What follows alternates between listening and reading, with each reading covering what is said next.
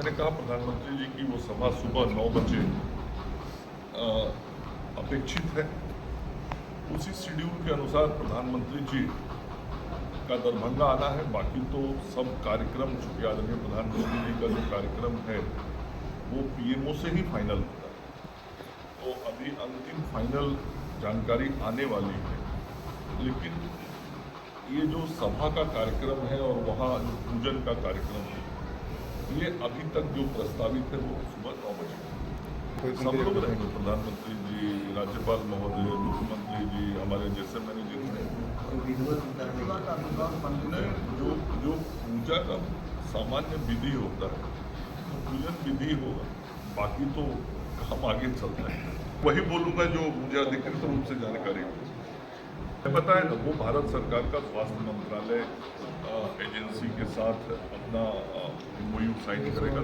भारत सरकार के जो अधिकारी होंगे वो इसके बारे में बता पाएंगे। इस आयोजन की सफलता में संपूर्ण मिथिलांचल के एनडीए के कार्यकर्ता, जनप्रतिनिधि सभी लगे हुए हैं। और यह जो एम्स यहाँ दरभंगा में बनेगा, पूर्व से 1250 करोड़ रुपया की स्वीकृति हुई थी, लेकिन उसकी रीडिज़ाइनिंग हुई है, वो भी अंतिम चरण में है। तो अनुमान है कि उसकी राशि बढ़ेगी और ये लगभग 1700 करोड़ के आसपास खर्च जाएगा, ऐसा अनुमान है।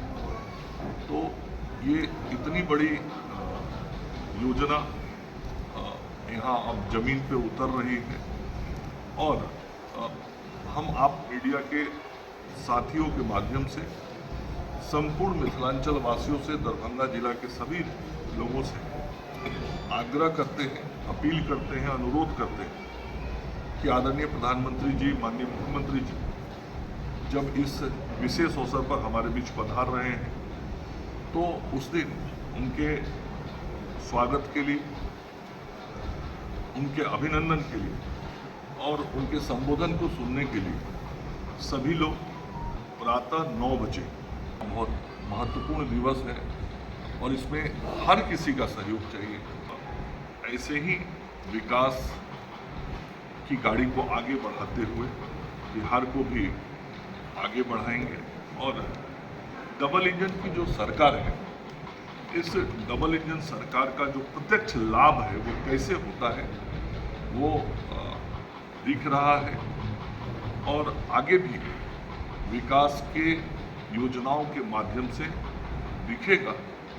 और हम सब जो एनडीए के लोग हैं, विकास के आधार पर ही समाज में राजनीति करते हैं और विकास के आधार पर ही समाज का समर्थन भी मांगते हैं। और इसीलिए सदैव हम सब लोगों के जहन में सेवा का भाव ही मूल रूप से रहता है और राजनीति मतलब सेवा।